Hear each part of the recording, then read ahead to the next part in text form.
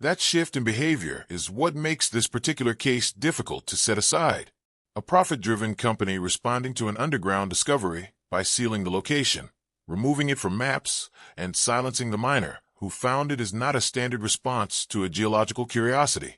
It is the kind of response that suggests the discovery was considered significant, but significant in a way that the company preferred not to address through normal channels.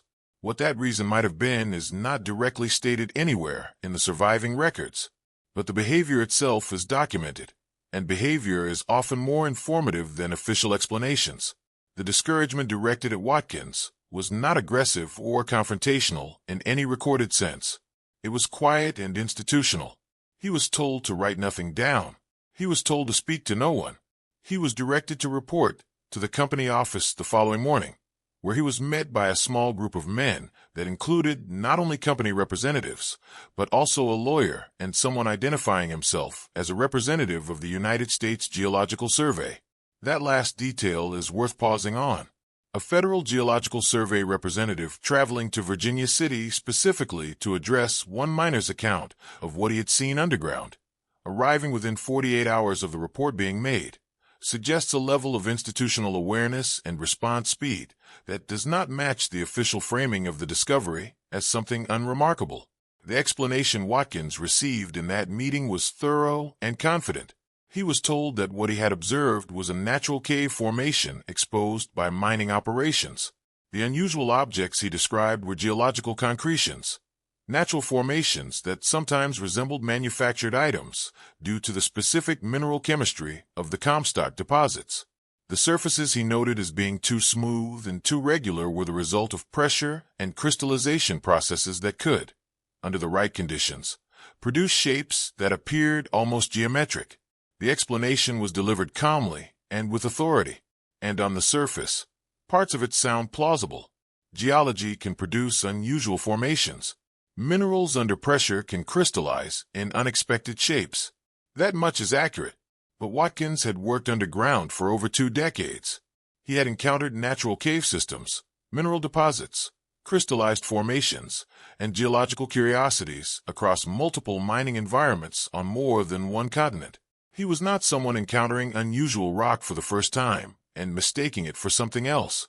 His notebooks reflect a methodical approach to observation. He measured dimensions with rope. He tested the level of the floor with a rolling metal ball. He examined wall surfaces under lamplight for tool marks, drill holes, and evidence of excavation. He documented the angles where surfaces met. He was conducting a systematic physical examination, not a casual glance in poor light. The explanation he was given does not account for the level of precision in his observations or the consistency between what he found and what earlier miners had reported at shallower depths. That consistency is one of the elements of this case that is hardest to dismiss. Watkins was not the first person to describe worked stone chambers inside the Comstock. As early as 1862, miners at 1,500 feet had broken through into a room of cut stone and reported it. In 1868, crews at 2,000 feet found 3 connected chambers with carved passages between them. In both cases, company engineers investigated, submitted reports that described the chambers in specific physical detail, and then concluded officially that they were natural formations. In both cases, the sections were sealed. The descriptions in those earlier reports share specific features with what Watkins documented 17 years later at a much deeper level. Precise wall angles, level floors, smooth stone surfaces with no evidence of mining excavation. These are not vague impressions. They are measured observations that appear repeatedly across different years, different personnel, and different depths. When a pattern repeats itself consistently across a long period of time, in separate incidents recorded by different people who had no reason to coordinate their accounts, it becomes more difficult to explain as simple misidentification. That is not a conclusion. It is an observation about the nature of the evidence. The pattern itself is what raises the question. If each individual incident can be explained away as a misread geological formation, the accumulation of similar incidents across decades requires a different kind of explanation, one that the official record has not clearly provided. The records from this period also show something interesting in the way senior technical staff were managed. When a chief engineer recommended halting operations to investigate unusual core samples retrieved from depth, that recommendation was rejected, and the engineer was removed from the project. His replacement had a financial background rather than a scientific one. The practical effect of that personnel decision was to eliminate the person most likely to pursue the technical questions further. That happened more than once in the Comstock's operational history. Scientists and engineers who asked careful questions about what was being found at depth were moved away from those questions. Whether that reflects deliberate suppression or simply the financial priorities of a company focused on silver production is not something the available records settle clearly. But the pattern is consistent enough to notice. What Watkins found at 3,000 feet added another layer to an already accumulating set of unresolved reports. He had been assigned to the task specifically because the company needed someone reliable, experienced, and discreet. They selected the right person for their purposes in terms of competence. What they may not have fully anticipated was that the same qualities that made him a reliable observer also made him a careful record keeper outside of official channels. His notebook, hidden before his meeting with company officials, survived. The artifact he retrieved from the chamber was kept. The records he produced privately over the following years were detailed and consistent. That consistency across 2 decades of continued writing is one of the reasons his account is difficult to simply categorize as the product of confusion or imagination. The question that the official narrative has never cleanly answered is a straightforward one. If what Watkins found, and what earlier miners found at shallower depths, were simply natural geological formations, why did each discovery produce such a rapid and structured institutional response? Natural curiosities in mining operations generate interest, documentation, and sometimes scientific attention. They do not typically generate lawyers, Federal Survey representatives, sealed sections, adjusted maps, and quiet warnings to stay silent. The response does not match the stated significance of the discovery. That gap between what the official record says was found and how the people in authority actually behaved is where the clearest uncertainty lives. And Watkins was not the only person to notice it. Edward Thompson, a surveyor with a serious interest in archaeology, tracked over 30 similar incidents across the Western Territories during the same period. Chambers found at depth, briefly documented, then sealed and dismissed. He could not get his findings published. He could not secure funding for formal investigation. The institutional channels that should have engaged with the evidence simply did not. That silence is its own kind of data point, not proof of anything specific, but a consistent absence of the engagement that this level of physical evidence would normally attract. Thomas Watkins spent the rest of his life writing down what he found and trying to make someone examine it seriously. He was not a person given to fantasy or exaggeration. He was a miner who went deeper than he was supposed to go, found something he could not explain through any normal framework, and then watched the institutional world around him close every door he tried to open. Whether what he found represents something genuinely outside the accepted historical framework, or whether there is an explanation that simply has not been properly documented and shared, is not a question this account can answer. What it can do is point to the gap between the physical descriptions in the surviving records and the official explanations that have been offered for them. That gap has not closed, and it is still worth asking why. The official explanation for the Comstock Lode has been repeated so many times across so many history books that it has taken on the quality of settled fact. 2 prospectors, Patrick McLaughlin and Peter O'Reilly, were digging for water on the eastern slope of Mount Davidson in the summer of 1859. They were not looking for silver. They were not conducting a planned mineral survey. They were simply trying to find water in an arid region where water was difficult to locate. What they struck instead was a blue-gray clay mixed with gold and silver that would eventually be identified as one of the richest ore deposits ever found in North America. That accidental quality to the discovery is part of what makes it memorable. It has the shape of a story people find easy to accept. 2 ordinary men digging for one thing and finding another. Simple, clear, and convenient. Within months of that initial strike, the area around Virginia City, Nevada, was transformed. Word of the discovery traveled quickly, and the response was immediate. Prospectors arrived from California, from the eastern states, from abroad. The population of the region expanded rapidly. Small claims gave way to organized operations. Individual miners were replaced by mining companies with capital, equipment, and legal teams. The Comstock Lode was not a discovery that stayed in the hands of the two men who found it for very long. The scale of what was underground required industrial resources to extract, and industrial resources required investment, organization, and institutional control. That transition happened faster than almost anyone anticipated, and it is worth noting that once the large companies took control, the flow of information about what was happening underground became significantly more managed. The geological explanation for what the Comstock contained is straightforward and well-established. Silver and gold deposits of this type form through a process called hydrothermal mineralization. Over millions of years, superheated water, carrying dissolved minerals, moves through fractures and fissures in the rock. As that water cools and pressure changes, the minerals precipitate out of solution and crystallize inside the rock. Over geological timescales, this process can produce concentrated veins of silver, gold, and associated minerals inside quartz formations. The Comstock deposits fit this model well at the levels where they were first discovered. The chemistry of the ore, the structure of the vein systems, and the geological age of the surrounding rock all aligned with what hydrothermal theory would predict. Scientists and geologists examining the upper levels of the Comstock found nothing that contradicted the standard explanation. That is important to establish clearly, because the standard explanation is not wrong. It is not a fabrication or a cover story invented after the fact. It accurately describes the formation of the silver ore that made the Comstock famous and profitable. The geological literature supporting it is substantial. The chemistry has been verified multiple times by independent researchers. For the upper levels of the mine, the explanation is solid and well supported. The question is not whether the standard geological framework is valid in general. The question is whether it is sufficient to explain everything that was reported across the full depth range of the Comstock operations.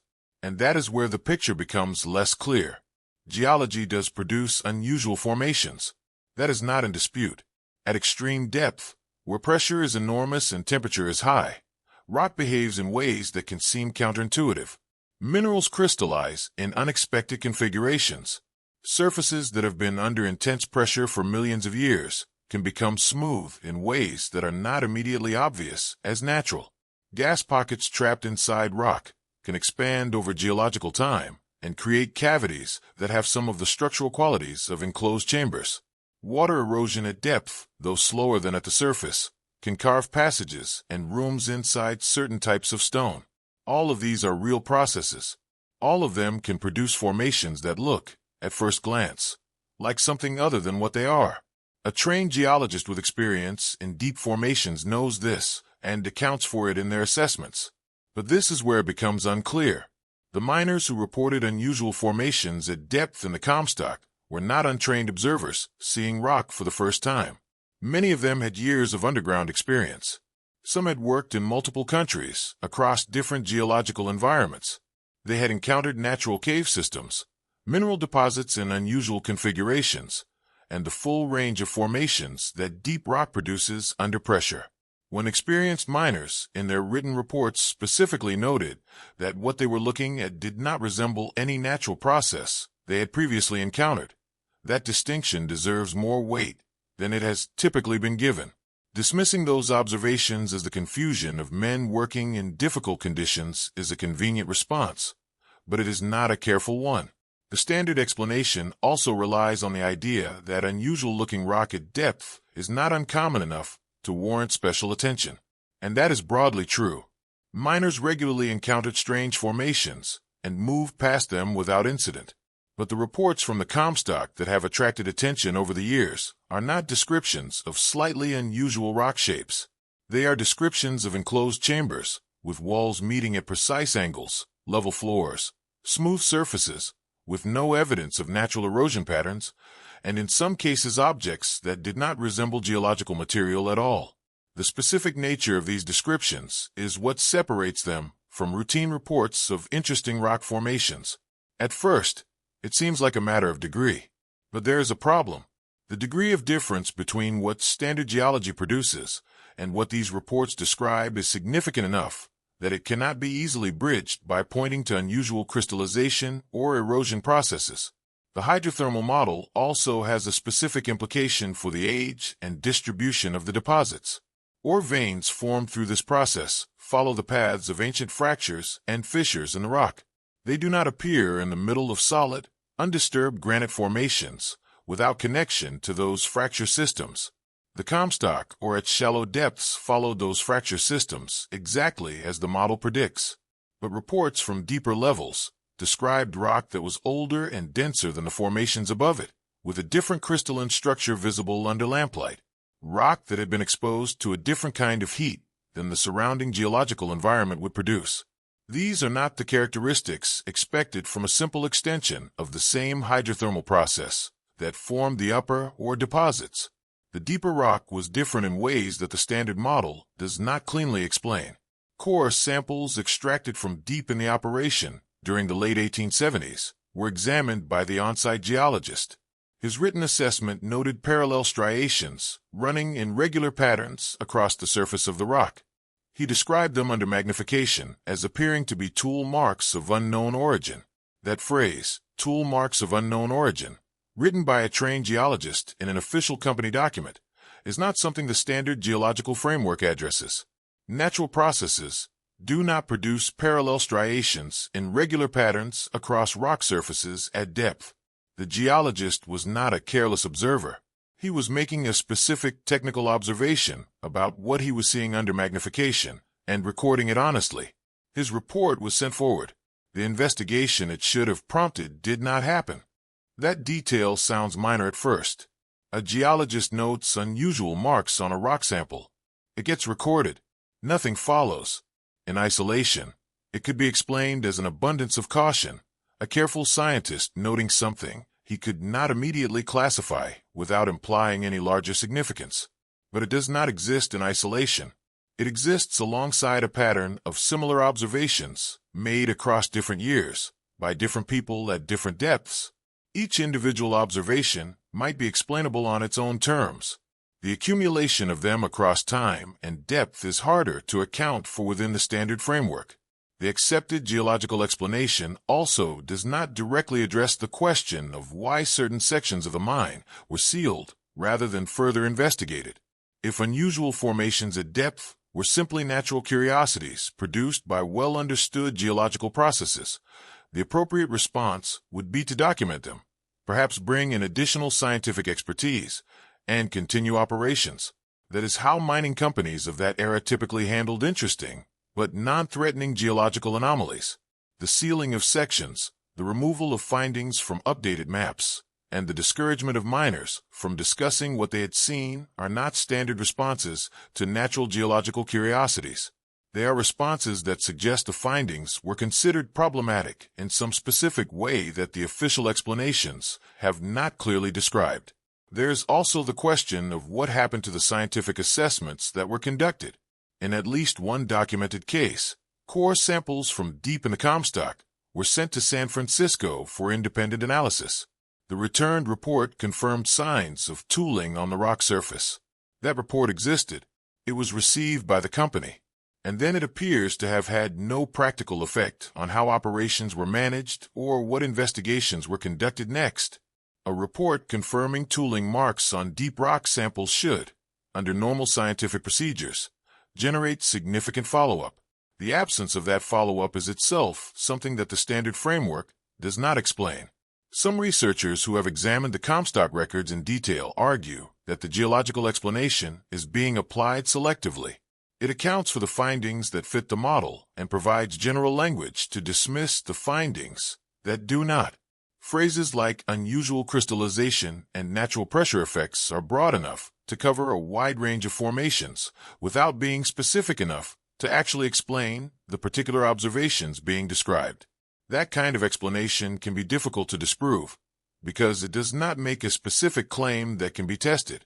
It simply asserts that natural processes are sufficient without demonstrating exactly how those processes would produce the specific features that were reported. Others disagree, arguing that the documentation from the period is too incomplete and too mediated by institutional interests to draw any firm conclusions in either direction.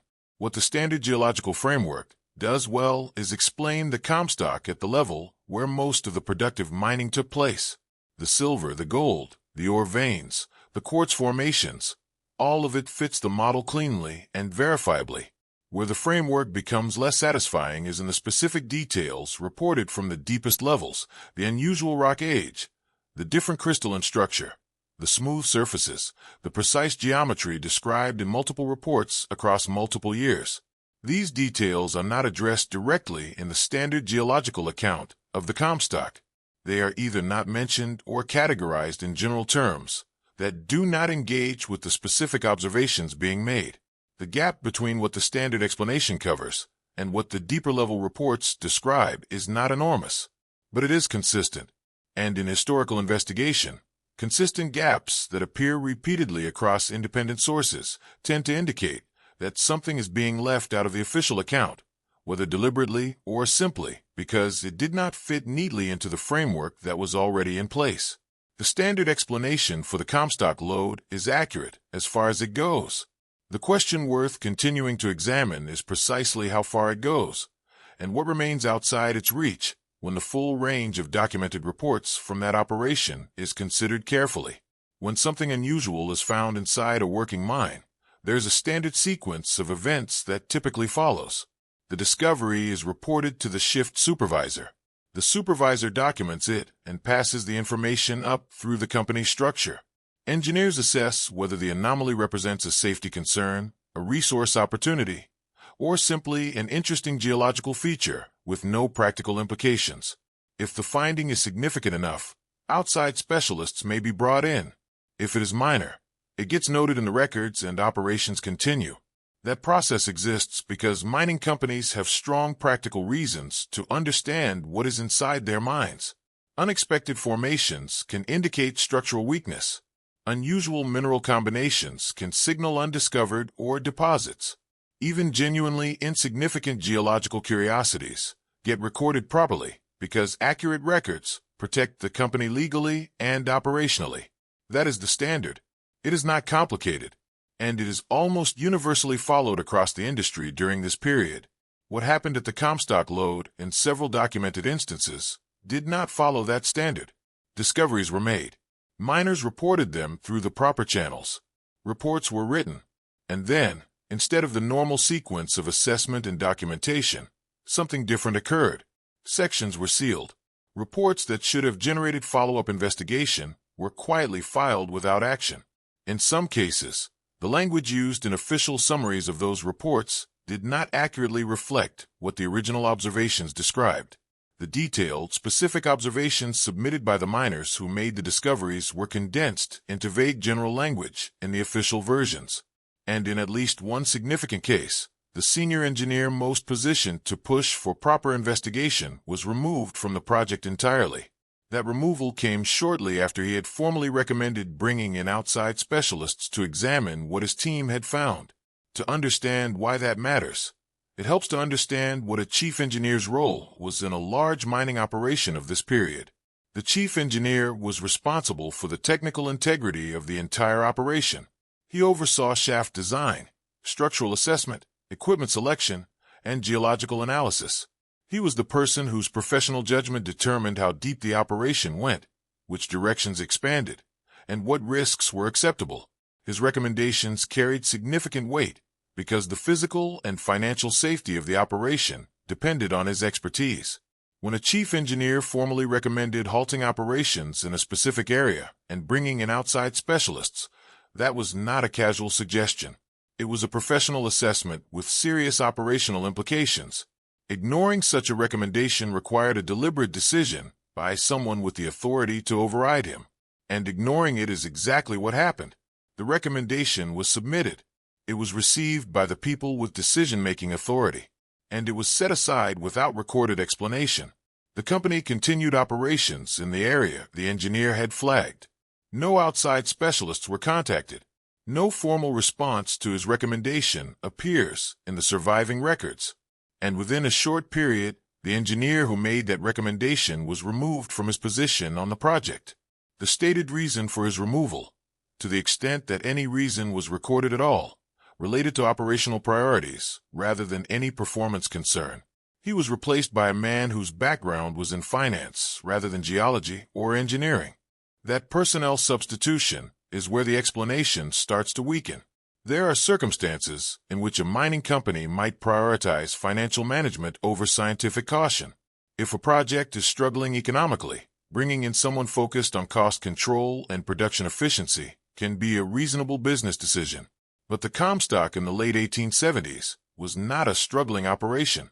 It was one of the most productive mines in North America. It had the financial resources to support specialist investigation without any meaningful impact on its overall profitability.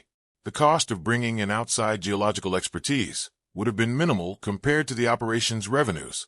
The financial argument for replacing a scientifically cautious engineer with a finance-focused one does not hold up well against the actual economic context of the operation at that time. The practical effect of the personnel change was specific and significant. The new chief engineer, coming from financial background, was not positioned to evaluate unusual geological findings independently or to make a credible case for outside investigation. His job, in practice, was to keep the mine producing. Questions about anomalous formations at depth were outside his professional competence and outside his operational priorities. Whatever the previous engineer had been concerned about, whatever had led him to formally recommend specialist involvement, those concerns effectively ended with his departure. The person most likely to pursue the technical questions further was gone. The person who replaced him had neither the training nor the mandate to take up those questions. Whether that outcome was the intended result of the personnel decision is something the available records do not confirm, but the outcome itself is clear and documented. This pattern of response, ignoring specialist recommendations and replacing technically cautious personnel, did not occur only once in the Comstock's history. It appears in the records more than once, across different phases of the operation. Each time a senior figure with scientific credentials formally raised concerns about anomalous findings and recommended broader investigation, the institutional response was to manage the situation through administrative means rather than scientific ones. Reassignments, reclassifications of findings, sealing of sections, changes in who was responsible for reporting.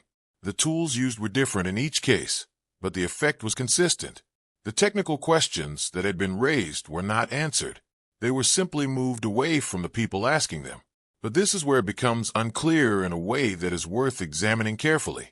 There are two broad ways to interpret this pattern. The first is that the Comstock's management was consistently prioritizing production over scientific curiosity, which is not unusual for profit-driven industrial operations in the 19th century. Under this interpretation, the anomalous findings were genuinely unremarkable.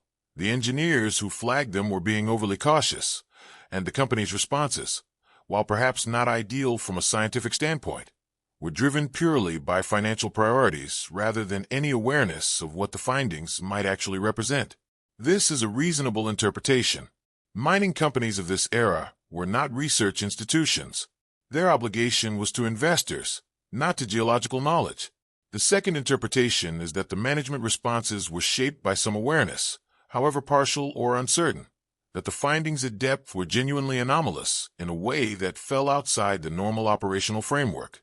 Under this interpretation, the pattern of sealing sections, dismissing recommendations, and replacing scientifically oriented personnel was not simply aggressive cost management. It was a consistent institutional response to a type of discovery that the company was not equipped to address openly and was not willing to address through official channels. This interpretation does not require assuming deliberate large-scale deception. It only requires that the people making decisions were uncertain about what they were dealing with and chose administrative containment over scientific transparency. That is a human response to uncertainty that has appeared in institutional contexts many times throughout history. What makes it difficult to settle on either interpretation is the specificity of the documented responses. If the company had simply been aggressive about production priorities across the board, that pattern would appear in other areas of operations as well. Recommendations about or extraction methods, shaft stability, worker safety, equipment maintenance. All of these would show the same tendency to override technical caution in favor of speed and output. But the available records do not show that consistent pattern across all technical areas. The overrides and the personnel changes cluster specifically around findings at depth that involved anomalous formations and unusual materials. That clustering is the detail that does not sit comfortably inside the pure financial priority explanation. The reports themselves are another layer of the problem. When miners submitted detailed written observations about what they had found underground, those observations went through a documentation process before becoming part of the official company record. What is notable in several cases from the Comstock is that the language used in the official versions of those reports does not consistently match the language used in the original observations. Specific physical details that appeared in the miners' first-hand accounts were replaced in official summaries with general geological terminology. Precise measurements were rounded or omitted. Features that the miners had described in specific terms suggesting artificial construction were reclassified in official language as natural formations. The transformation of the source material into the official record was not random. It consistently moved in one direction, from specific and anomalous toward general and routine. That process of transformation is difficult to attribute entirely to careless record-keeping. Mining companies of this period maintained detailed records for legal and financial reasons. Their documentation processes were not casual. Engineers and administrators understood the importance of accurate records. When official summaries consistently softened and reclassified the specific observations from first-hand accounts, that consistency suggests a deliberate editorial process rather than routine administrative imprecision. However, the surviving records do not include any internal correspondence or instructions that would directly confirm such a process was intentional. What survives is the pattern of the output, not the decisions that produced it. There is also the question of what happened to the physical materials involved. Core samples extracted from anomalous sections of the mine were, in at least one documented case, sent for external analysis. The analysis returned findings that confirmed the anomalous nature of the samples. Those findings were received, and then nothing followed. The samples themselves do not appear in any subsequent inventory of materials held by the company or transferred to scientific institutions. Where they went is not recorded. The analysis report that confirmed their unusual properties is referenced in correspondence, but does not appear to have survived as a standalone document. The chain of physical evidence, which should have been the starting point for serious investigation, simply stops at a certain point in the documentary record without explanation. The removal of the chief engineer remains the clearest single data point in this part of the Comstock story, not because it proves any specific conclusion, but because it concentrates the pattern into one identifiable event with documented timing. A senior technical figure raises concerns. He makes a formal recommendation for outside investigation. That recommendation is rejected. He is replaced specifically by someone without the technical background to continue raising those concerns in a credible way. The sequence is documented. The timing is clear. And the official record provides no explanation for why that particular moment was chosen for a personnel change of that significance. It does not fully make sense as a routine operational decision, and the gap between the timing of the recommendation and the timing of the removal is narrow enough that treating the two events as unconnected requires some effort. None of this constitutes a complete picture. The surviving records from the Comstock are incomplete, filtered through institutional processes, and in some cases clearly edited. What they do provide is enough detail to identify a consistent pattern in how the operation responded to specific types of discovery at depth. That pattern differs from how the same operation handled other types of technical findings.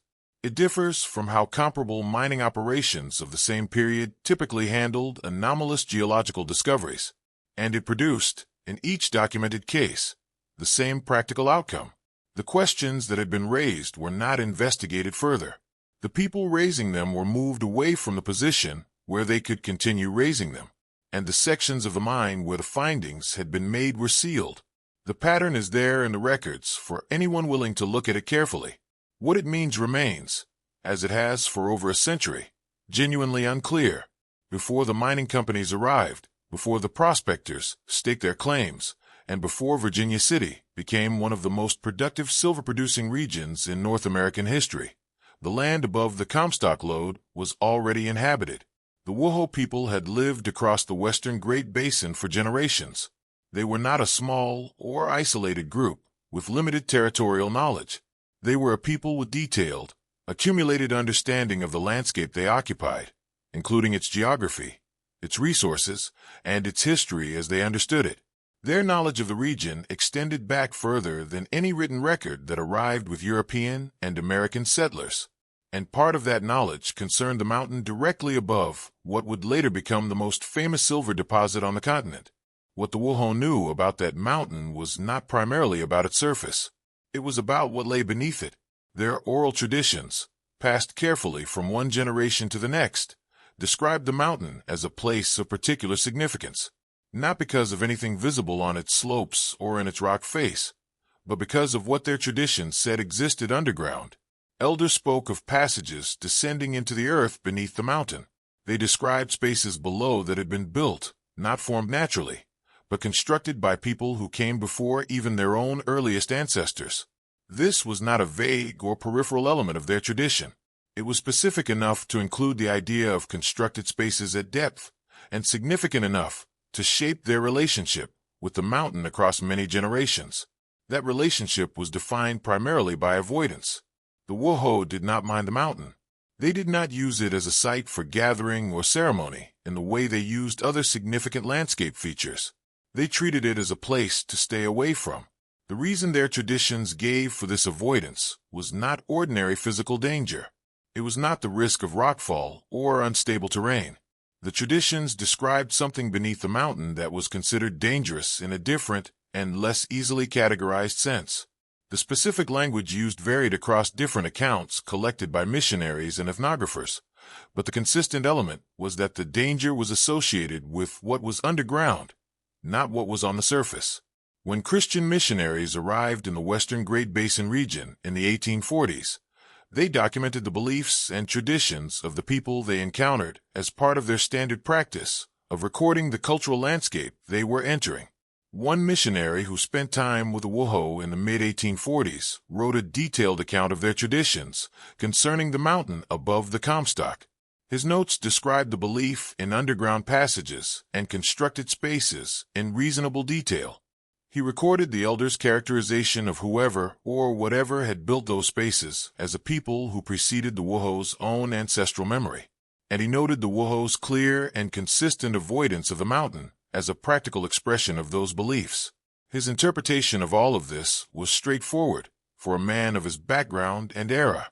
He categorized it as mythology, pre-scientific explanation for natural features of the landscape, beliefs that served social and cultural functions, without reflecting any actual physical reality underground. That interpretation was standard for the period. Oral traditions from indigenous communities were almost universally treated as mythological by the academic and institutional frameworks of 19th century America. The idea that such traditions might preserve accurate historical or geographical information about physical features of the landscape was not a serious position within those frameworks. So the missionary recorded what he heard, classified it as folklore, and moved on. His notes were archived and largely forgotten. They sat in a collection of 19th century missionary correspondence for decades, without attracting any particular attention from researchers interested in the Comstock or in the geological history of the region. But this is where it becomes unclear. A decade after those missionary notes were written, and without any recorded awareness of their contents, American prospectors began descending into the same mountain the Whoa had avoided for generations, and almost immediately, they began reporting things underground that the standard geological framework had difficulty accommodating. Workstone chambers, passages with smooth walls, spaces that appeared to have been constructed rather than formed. These reports came from men who had no knowledge of the Whoa traditions, who had not read the missionaries' archived notes, and who had no cultural or personal reason to describe natural geological formations in terms of artificial construction. They were describing what they observed, and what they observed aligned, in its basic characteristics, with what the Wuho oral traditions had been describing for generations. The alignment is specific enough to be worth examining carefully. The Wuho traditions spoke of passages descending into the earth and spaces built by people who came before. The miners reported tunnels at depth that showed no evidence of natural formation and chambers whose walls met at precise angles, with smooth surfaces bearing no tool marks from any known excavation process. These are not vague parallels. The traditions and the physical reports share the same core elements: underground passages, constructed spaces, evidence of people who were there before anyone in the current historical record. The Wuho elders were not describing something they had seen personally. They were transmitting something from a time before their own remembered history, and the miners were not describing something they had imagined. They were recording physical observations from documented underground surveys. No formal comparison between the Wuho oral traditions and the mining reports was ever conducted by any institution in a position to evaluate both sources of information together. That absence is itself a point of interest. By the time the Comstock was at peak operation in the 1870s, there were academic institutions in the United States with both the interest and the capacity to conduct comparative historical research. The Smithsonian Institution had been operating for decades. The American Antiquarian Society had been collecting and analyzing historical and prehistorical material for years. Neither organization mounted any investigation that connected the indigenous oral traditions of the region to the physical discoveries being reported from deep inside the Comstock. Whether that failure to connect the two was a result of institutional compartmentalization, the low status assigned to indigenous oral traditions as historical sources, or something more deliberate is not something the available records clarify. The missionary notes themselves were not widely circulated. They sat in an archive, accessible in principle, but not actively referenced in any of the discussions about anomalous findings at the Comstock. When Thomas Watkins later tried to research the history of the mountain and the traditions associated with it, he found those notes in the Virginia City Library's modest collection of regional historical material. He recognized immediately that the traditions described by the Wuho matched, in their essential features, what he had personally observed at 3,000 feet. He noted this alignment in his own notebooks, but his attempt to draw broader attention to the connection, like his other efforts to generate serious investigation of the Comstock findings, went without response. At first, the argument for treating the oral traditions as evidence might seem straightforward. If indigenous people said there were constructed spaces underground, and miners found constructed spaces underground, the traditions were recording something real. But there's a problem with moving too quickly from that alignment to a firm conclusion. Oral traditions can preserve accurate geographical and historical information, but they can also evolve, absorb mythological elements, and shift in meaning across generations in ways that are difficult to track without continuous documentary record. The traditions as recorded by the missionary in the 1840s were already many generations removed from whatever original experience or knowledge they might have been transmitting. How accurately they preserved specific physical information about underground spaces across that span of time is genuinely uncertain. That uncertainty cuts in both directions, though. It means the traditions cannot be taken as straightforward historical documentation, but it also means they cannot be dismissed simply because they come from an oral rather than written culture. The question of how accurately oral traditions preserve specific physical or historical information is one that researchers across multiple disciplines have studied in detail. The findings from that research suggest that oral traditions, particularly those maintained with deliberate care across generations within stable communities, can preserve surprisingly specific and accurate information over long periods of time. Geological events, geographical features, and culturally significant locations have been identified in oral traditions that predate any written record by thousands of years. The Wuho traditions about the mountain do not stand outside that possibility. What makes the Wuho case particularly interesting is the specificity of the avoidance behavior. Many indigenous cultures maintain spiritual or cultural associations with particular landscape features. Mountains, rivers, and unusual geological formations frequently carried symbolic significance.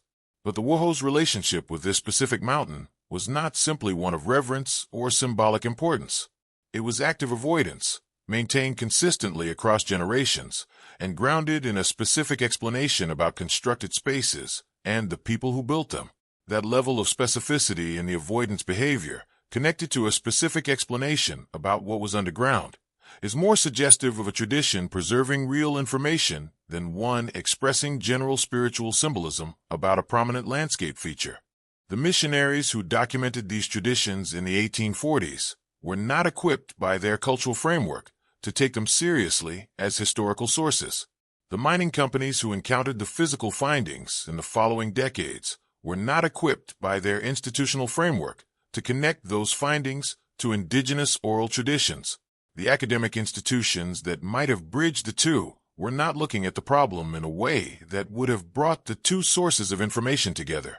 The result was that a potential connection between what the Wuho had known for generations and what the miners were finding underground was never formally examined. Each source of information remained in its own separate compartment. The missionary notes in their archive, the mining reports in company files that were later sealed or adjusted, the connection between them, visible in retrospect, when unexamined at the time, and largely unexamined since. There's also the question of what the Wuho traditions described beyond the simple existence of underground spaces. The missionaries' notes include references to the elders' characterization of the spaces as built by a people who came before. That framing, people who came before even the Wuho's own ancestral memory, places the construction in a time period that the elders did not attempt to quantify, but clearly understood as very distant. It is not a description of something built by a neighboring group within remembered history. It is a description of something left behind by a civilization or people whose existence predated the Wuho's own cultural memory entirely. That distinction matters when considering how the traditions might align with the physical evidence from the mine. The constructed spaces miners found at depth showed no evidence of recent construction. The materials involved, where they were analyzed, showed ages and compositions that did not fit the timeline of any known historical activity in the region. Whether the Wuho traditions and the Comstock physical findings are pointing at the same underlying reality, or whether their alignment is a coincidence produced by the general human tendency to see patterns, is not a question that has been formally investigated with the seriousness it might deserve. The traditions exist. The mining reports exist. The alignment between them is specific enough to notice, and the absence of any institutional effort to examine that alignment carefully, across more than 140 years of accumulated opportunity, is itself something that remains without a fully satisfying explanation. By the mid-1860s, the Comstock Lode had been in active operation for several years. The basic infrastructure was in place. Shaft systems had been established. Experienced personnel were managing operations at increasing depth. The administrative processes for documenting discoveries and managing the flow of information through the company structure were functioning routinely. This was not a chaotic or disorganized operation. It was a large, well-funded industrial enterprise with established procedures for handling what its workers found underground. That context matters because it means the records from this period were not produced carelessly. When engineers submitted reports, those reports went through a documented process. When miners made discoveries, those discoveries entered a system designed to track and evaluate them. The records that survive from this period reflect that organized process, and it is precisely because the process was organized that the inconsistencies within those records are difficult to explain away as simple administrative error. The first clearly documented inconsistency of this kind appears in 1862. Miners working at approximately 1,500 feet broke through into a space that immediately registered as different from anything they had encountered before in the Comstock. They reported it through the proper channels. A company engineer was assigned to investigate and document the finding. He descended, examined the space in detail, took measurements, and produced a written report. That report still exists in the surviving records, or at least a version of it does, and it contains something that is worth reading carefully, because the report has two distinct parts that do not agree with each other. The descriptive section of the report is specific and detailed. The engineer described a room with walls of cut stone meeting at precise right angles. He noted the floor level, measuring it to within 1 degree of perfect horizontal. He recorded the dimensions of the space. He described the quality of the stone surfaces in terms that indicated smoothness, beyond what natural erosion or pressure typically produces in underground rock formations. He was doing his job as an engineer, which meant observing carefully and recording what he found in accurate technical language. The description he produced was the work of a competent professional documenting an unusual discovery in specific physical terms. There is nothing vague or impressionistic about it. It is the kind of technical observation that engineers are trained to make. But then the conclusion section of the same report says something different. After describing in precise detail a room with cut stone walls meeting at exact angles and a perfectly level floor, the engineer concluded that the space was a natural cavity. He recommended sealing it to avoid confusion among the workforce. That is the complete official conclusion drawn from those specific physical observations. No elaboration, no explanation of how a natural cavity produces walls at precise right angles. No geological mechanism offered for why a naturally formed space would have a floor level to within 1 degree. The conclusion simply asserts the natural formation classification and moves directly to the practical recommendation of sealing. The gap between the description and the conclusion is not subtle. It is a direct contradiction contained within the same document. At first, it seems possible to explain this as a matter of professional caution. An engineer working for a private mining company in the 1860s might have felt pressure to produce conclusions that minimize disruption to operations. Finding something that could not be easily classified might have created professional difficulty. Reporting an anomalous discovery with no clear explanation might have raised uncomfortable questions about what to do next. A conclusion of natural formation, however poorly supported by the evidence, was safe. It kept the operation moving. It avoided the complicated question of what an artificial-looking chamber at 1,500 feet inside a silver mine actually was. This interpretation attributes the contradiction in the report to professional self-protection rather than any directed instruction from above. It is a plausible human explanation for an inconsistent document. However, the timeline does not fully match that explanation when the 1862 report is examined alongside what happened next. If the engineer had simply been cautious and conflict-averse, the expected outcome would have been a quiet filing of the report, followed by continued operations, with no further attention to the sealed section. But the section was not just sealed administratively. It was physically blocked and removed from circulating maps. The workforce was actively discouraged from discussing it, and the engineer who submitted the report was not given any subsequent assignments involving the deeper sections of the mine. That response goes beyond what professional caution alone would produce. The steps taken to manage the situation after the report was filed suggest that the report's contents were considered significant by someone with the authority to direct those management steps, even if the report's official conclusion provided the formal justification for doing nothing further. The 1868 incident adds another layer to the pattern. 6 years after the 1862 discovery, miners working at 2,000 feet encountered a more complex finding. Not a single room this time, but 3 connected chambers with carved passageways between them. The scale of the discovery was larger. The complexity was greater. 3 chambers connected by carved tunnels is a more elaborate finding than a single room, and it is correspondingly harder to explain through any standard geological process. Water erosion might produce connected cavities in certain types of soluble rock, but the Comstock Formation is not that type of rock, and water erosion does not produce carved tunnels with the kind of regularity that would connect chambers at precise intervals. The physical description of the 1868 finding, as recorded in the company logs, is more difficult to accommodate within natural formation theory than the 1862 discovery. And yet the response followed the same pattern. The sections were documented in company logs. An investigation was conducted internally. No independent review was arranged. No samples were extracted for outside analysis. The chambers were classified as natural formations and sealed. The log entries from the 1868 incident are brief, compared to what the physical description of 3 connected chambers would seem to warrant. The level of documented detail is less than what the 1862 engineer had provided. Whether that reflects a deliberate decision to record less, or simply a different approach by the personnel involved, is not clear from what survives. But the brevity of the official record for a more complex and more extensive finding than the earlier one is itself an inconsistency worth noting. This is where the explanation becomes difficult. If each of these incidents is examined in isolation, it is possible to construct an individual explanation for the inadequacy of the official response. The 1862 engineer was being cautious. The 1868 investigation was conducted by personnel with less scientific curiosity. Institutional priorities favored continued production over archaeological investigation.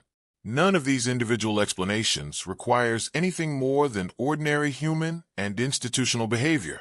But when the incidents are examined together, the individual explanations start to feel insufficient. The same pattern appears twice, 6 years apart, at different depths, involving different personnel, producing different physical findings, and generating the same sequence of response. Detailed description of something that looks artificial, official conclusion of natural formation, permanent sealing, no outside review. The consistency across two separate incidents is not easily attributed to coincidence or the independent decisions of different people facing similar pressures. The question of why the official conclusions consistently contradicted the descriptive evidence they were drawn from is one that the surviving records do not directly answer. What the records do provide is the pattern itself, documented clearly enough that it is not a matter of interpretation whether the contradiction exists. The 1862 report describes cut stone walls and a level floor and concludes natural cavity. That contradiction is in the document. The 1868 logs describe 3 connected chambers with carved passages and apply the same classification. That application is in the logs. These are not contested readings of ambiguous material. They are documented inconsistencies in the official record of a major industrial operation. Some researchers who have examined this material argue that the contradictions reflect a deliberate editorial process operating at some level of the company structure. Under this interpretation, engineers and administrators were producing technically accurate descriptions and then being required, through institutional pressure that may not have been formally documented, to attach conclusions that protected the company from having to act on what those descriptions implied. The conclusions served a practical function.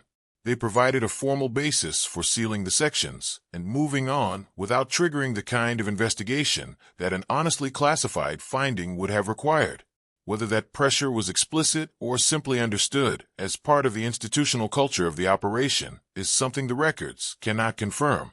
Others disagree with this interpretation, arguing that the contradictions are more likely the result of individual engineers making pragmatic decisions under financial and operational pressure, without any coordinated direction from above. Both interpretations are possible. Neither can be confirmed from the available evidence. What can be said with reasonable confidence is that the pattern had a consistent practical effect. In both the 1862 and 1868 cases, and in several smaller documented incidents from the same period, the combination of a natural formation conclusion and a sealing recommendation produced the same outcome. The finding was removed from active consideration. No outside expert was ever brought in to evaluate the physical evidence before it was sealed away. No comparative analysis was ever conducted between the Comstock findings and similar reports from other mining operations in the region. Each incident was handled as a discrete, isolated event rather than as part of a larger pattern that might have warranted coordinated scientific attention. That isolation of individual incidents from each other is one of the more subtle features of the documented response.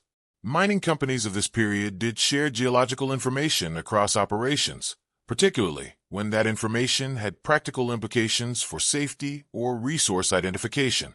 Engineers moved between operations and brought their knowledge with them.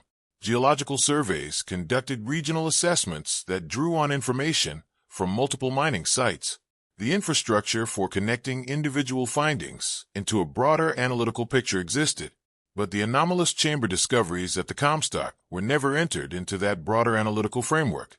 They remained contained within the company's internal records, classified in ways that prevented them from being recognized as part of a regional pattern even if similar findings were occurring elsewhere.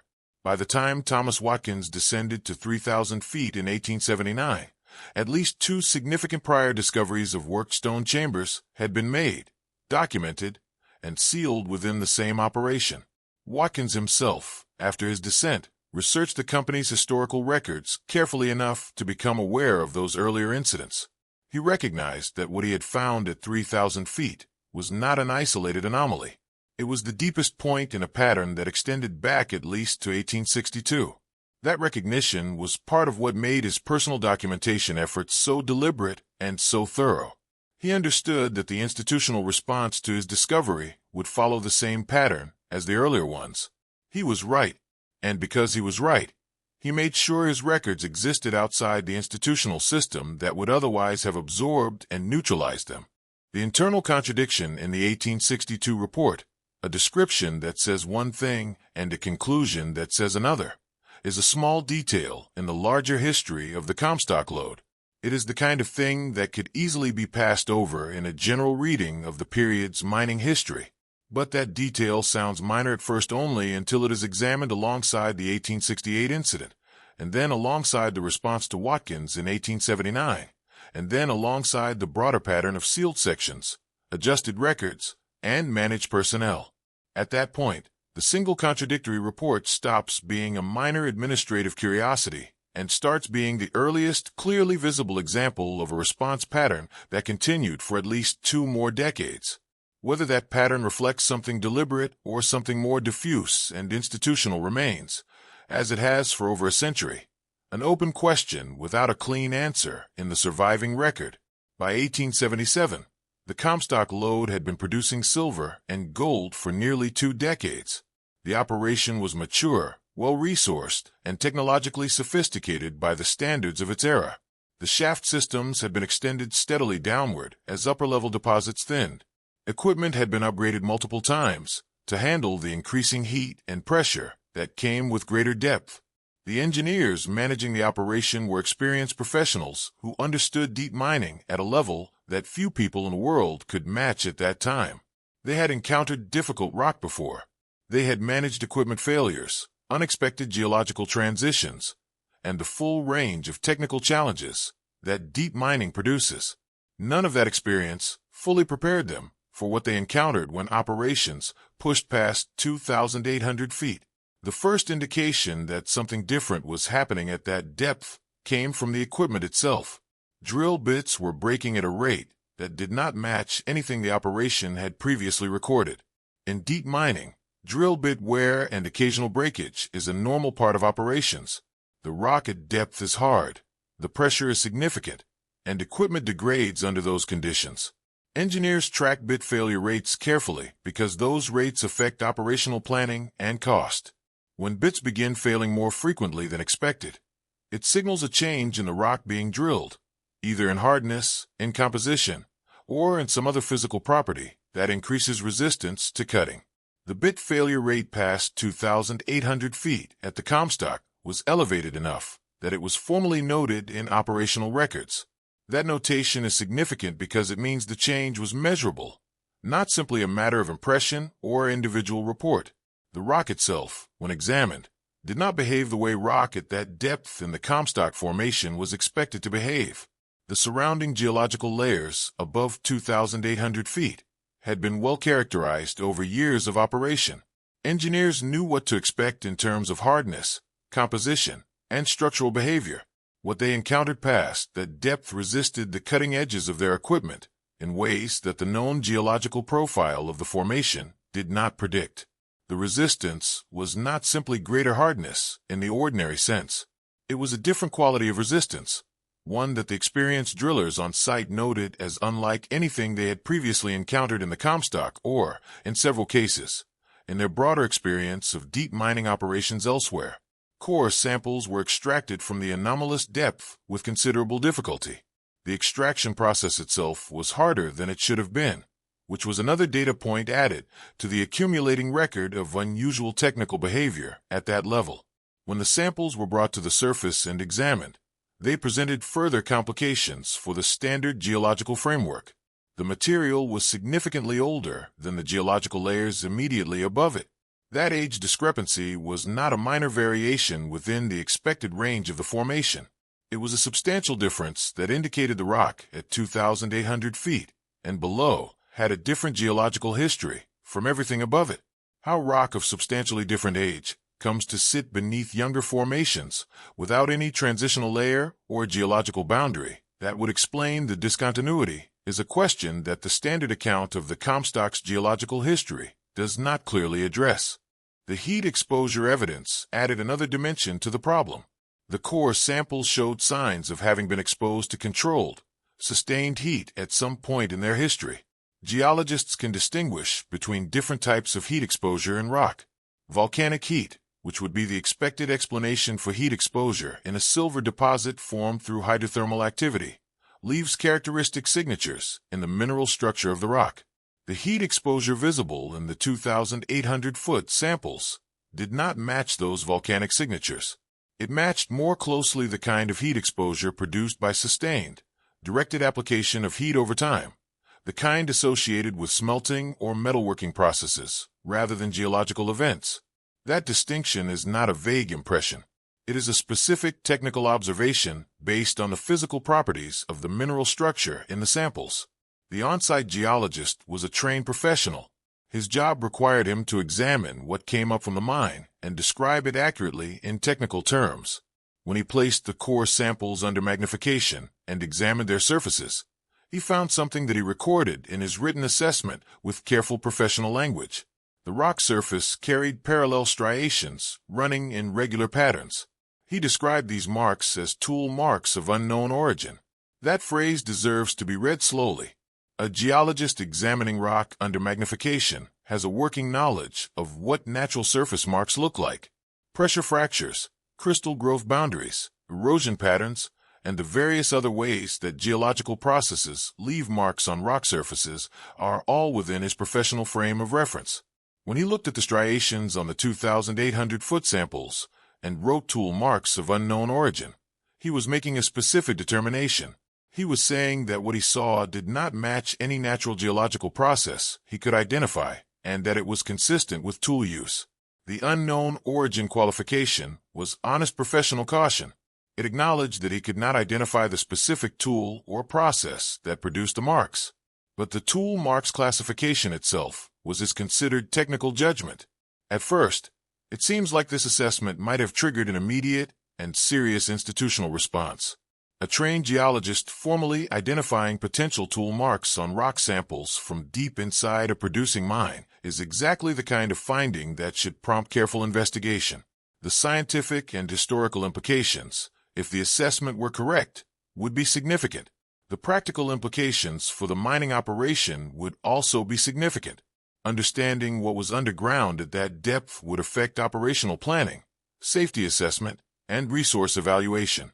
All of these factors pointed toward taking the geologist's assessment seriously and following up with the resources and expertise needed to evaluate it properly. That is what the standard process for handling significant anomalous findings should produce. The samples were sent to San Francisco for independent analysis. That step, at least, followed the expected procedure. An external laboratory or analytical facility received the samples, examined them, and produced a report. The returned report confirmed the on-site geologist's assessment. It found signs of tooling on the rock surface, and then it went further in one specific direction and stopped short in another. The report confirmed that the tooling was not for modern equipment. It confirmed that it was not consistent with 19th century methods. And then it did not offer an alternative explanation for what the tooling was or when it might have occurred. The report identified what the marks were not, without being able to say what they were. That kind of finding, a confirmed anomaly without an available explanation, is exactly the situation that calls for specialist involvement from institutions with broader expertise and resources than the commercial mining operation could provide. The chief engineer at the time understood this. His response to the confirmed tooling report was to recommend formally halting operations in the affected area and contacting the Smithsonian Institution for specialist review. The Smithsonian was the appropriate institution to contact. It had the scientific staff, the comparative collections, and the analytical resources to evaluate a finding of this kind in a way that a commercial mining company could not. The chief engineer's recommendation was not an overreaction. It was a measured professional response to a confirmed anomalous finding that exceeded the company's internal capacity to evaluate. It was, in other words, exactly what a responsible senior technical official should do when the evidence in front of him falls outside his operations framework for understanding. But this is where it becomes unclear. The recommendation was rejected. The company did not halt operations. It did not contact the Smithsonian. It did not arrange for any form of specialist review of the confirmed tooling findings. The reasons given for rejecting the recommendation, to the extent that any reasons were formally recorded, related to operational continuity and investor expectations. The mine needed to keep producing. Halting operations for an open-ended specialist investigation was not something the company was willing to do. That explanation, taken alone, is not entirely unreasonable as a statement of commercial priority. Mining companies are not scientific institutions.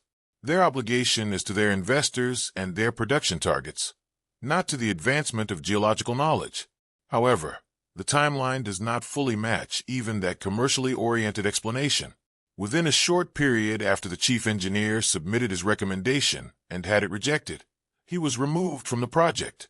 His replacement, as had happened in an earlier similar situation at the Comstock, came from financial background rather than a scientific or engineering one. The new chief's priorities were production efficiency and cost management. He was not positioned to evaluate the tooling findings independently or to make a credible case for outside investigation. Whatever the previous engineer had been concerned about, the institutional response to his concern was to replace him with someone who would not share that concern professionally. This is the second documented instance at the Comstock of a senior scientific figure being removed from his position shortly after recommending outside investigation of anomalous findings. The first had occurred years earlier, under different management, involving different findings, with different personnel. Two separate incidents, years apart, both following the same sequence. Senior technical figure identifies anomaly. Senior technical figure recommends outside investigation. Recommendation is rejected. Senior technical figure is removed. Replacement has financial rather than scientific background. That sequence appearing twice is the detail that does not sit comfortably inside any explanation based purely on coincidence or ordinary commercial pressure. Some argue that the two removals reflect a consistent institutional culture within the Comstock's management structure, one that systematically prioritized production over scientific inquiry, and that naturally removed personnel who threatened operational continuity with inconvenient recommendations. Under this interpretation, nothing more specific than aggressive commercial culture is needed to explain the pattern. Others find that explanation insufficient, pointing out that the removals were specifically triggered by recommendations for outside investigation of anomalous findings, rather than by any other kind of scientific caution or operational disruption. The specificity of the trigger in both cases is what makes the pure commercial culture explanation feel incomplete. What the confirmed tooling report represented, taken at face value, was physical evidence from a producing mine that something had worked the rock at significant depth at some point in the past. The report did not speculate about when or by whom. It simply confirmed the physical observation that the on-site geologist had made. That confirmation, combined with the rock age discrepancy, the heat exposure evidence inconsistent with volcanic processes, and the unusual equipment failure rate, produced a body of technical evidence at the 2,800-foot level that accumulated across multiple independent observations, all pointing in the same direction. None of it was explained by the standard geological framework. None of it was formally investigated by the institution best positioned to evaluate it. And the two senior figures who most forcefully argued for proper investigation were both removed before they could pursue it through channels that might have produced results. The tooling report itself, the external analysis that confirmed the on-site geologist's assessment, does not appear to have survived as a standalone document in any publicly accessible archive. It is referenced in correspondence and internal records from the period, but the report itself is not among the Comstock materials that have been cataloged and made available to researchers. Whether it was lost in the ordinary course of records management, Transferred to a location that has not been identified, or removed deliberately, is not something that can be determined from what currently exists in the accessible historical record. Its absence, like several other specific pieces of evidence from the Comstock story, is simply a gap, and that gap, sitting precisely at the point where the most technically significant confirmation in the entire documented history of the operation should be, is one that remains without a satisfying explanation. Thomas Watkins descended to 3,000 feet in March 1879. That depth, by the standards of the era, was at the extreme boundary of what human beings could physically access and survive underground. The heat at that level was intense enough to make extended work nearly impossible. The air was thick and difficult to breathe. The pressure on the surrounding rock created sounds and movements that even experienced miners found disorienting. Getting to that depth required hours of careful descent through a combination of elevator systems and ladder networks bolted into rock faces. It was not a casual journey. It required preparation, physical endurance, and a specific kind of professional composure that came only from long experience underground. Watkins had all of these things. He had spent more than 2 decades working in mines across multiple countries and geological environments. He was not someone who went underground unprepared or who processed what he found there through anything other than trained professional observation. That background is important for understanding the weight that should be given to what he documented. When an inexperienced person encounters something unusual underground, there are reasonable grounds for questioning their interpretation of what they saw. Darkness, heat, physical stress, and unfamiliarity with geological formations can all produce misidentification. But Watkins was not inexperienced. He had worked in coal mines, silver mines, and gold operations across different geological formations on more than one continent. He had encountered the full range of what underground environments produce: natural cave systems, mineral deposits in unusual configurations, rock formations shaped by millions of years of pressure and heat, and the various optical effects that lamplight creates in enclosed underground spaces. His professional framework for interpreting what he found underground was not narrow or easily confused. It was built across decades of direct experience. What he found at 3,000 feet, and documented carefully in his personal notebooks before ascending, was specific in its physical details. The chamber he entered measured approximately 42 feet across and 23 feet high. Those are not estimates or impressions. Watkins brought a length of rope specifically for measurement purposes and used it systematically to record the dimensions of the space. The walls were granite, but they met each other at exact right angles.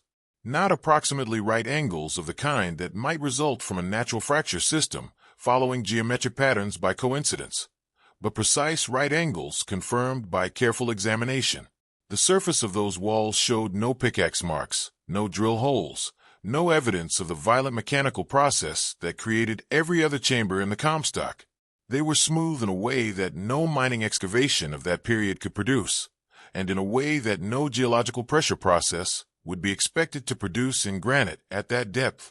The floor presented its own set of observations.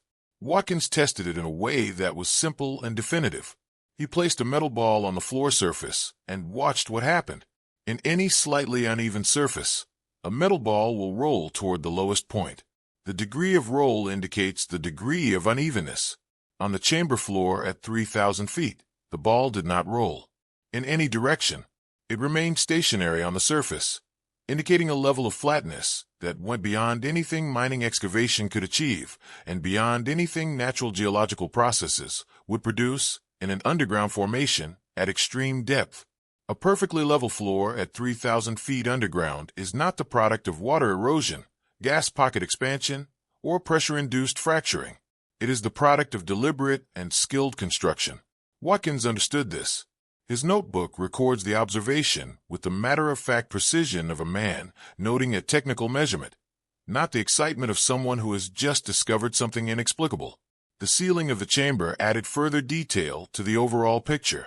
It was supported by stone arches, but not arches assembled from smaller blocks of cut stone in the way that human construction of that period typically produced arch structures. These arches were cut from single pieces of rock.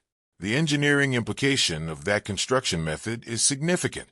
Cutting a functional arch from a single piece of stone requires an understanding of the load distribution properties of the arch form, the ability to work stone with sufficient precision to achieve the correct curvature and bearing surfaces, and the tools capable of cutting granite to those specifications. A single-piece stone arch is structurally more reliable than an assembled one because it eliminates the joints where assembled arches can fail under load. Whoever built the ceiling understood this. The choice of single-piece arch construction was not accidental or primitive. It reflected sophisticated structural knowledge. And then there was the door. It was set into the far wall of the chamber, fitted into a stone frame that had been carved with geometric symbols around its perimeter. The door itself was made of a dark metal.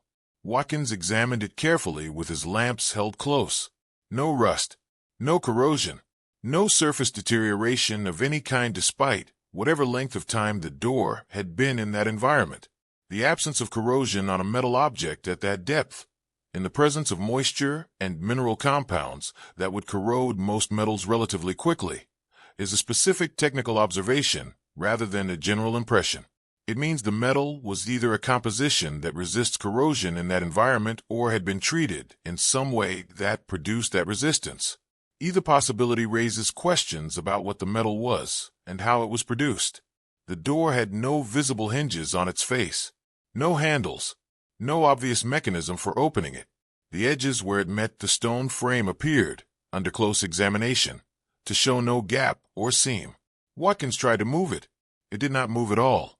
Not stuck in the way that a corroded or debris-blocked door would be stuck, with some give before the resistance, but simply immovable, as if the door and the frame around it were a continuous single surface, rather than two separate elements. That description, a door that appears to have no gap between itself and its frame, raises a question about how it was installed in the first place, and whether the method of opening it was entirely different from anything Watkins had encountered in his experience of engineering and construction. The symbols carved into the stone frame around the door were documented by Watkins in sketches included in his notebooks. He could not identify the language or system they represented. Some of the symbols had qualities that reminded him of mathematical notation. Others suggested astronomical diagrams. Still others had geometric forms that did not correspond to any written system he had encountered in his reading or travels. He spent time examining and sketching them carefully. The consistency of the carving quality across all the symbols indicated that whoever produced them was working with precision tools and a clear intended design, not improvising or working from an uncertain plan. The symbols had the quality of recorded information rather than decorative marking, though what information they recorded was entirely outside Watkins's ability to determine. He spent 3 hours in the chamber before ascending. That detail is worth holding. 3 hours at 3,000 feet underground, in heat that made extended presence physically difficult, using 2 lamps to carefully examine and document every surface, every feature, every measurement he could take with the tools he had brought. That is not the behavior of a man who glanced at something unusual and formed a hasty impression. It is the behavior of a professional who recognized the significance of what he was looking at and committed fully to the documentation task, despite the physical difficulty of the environment. His notebooks from that session reflect the systematic thoroughness of his approach. Dimensions, surface descriptions, arch construction notes, door examination, symbol sketches, airflow observations. Every element of the chamber received specific, recorded attention. But this is where it becomes unclear in a way that extends beyond the chamber itself. What Watkins found at 3,000 feet did not exist in isolation within the Comstock's documented history. It sat at the bottom of a sequence of similar findings that extended back 17 years to the 1862 discovery at 1,500 feet. The 1862 chamber had walls of cut stone meeting at precise angles and a level floor. The 1868 discovery at 2,000 feet had produced 3 connected chambers with carved tunnels between them. The core samples from 2,800 feet in 1877 had shown tool marks and anomalous heat exposure. Each of these findings had been documented, classified as natural formations, and sealed. Each had generated an institutional response that prevented further investigation.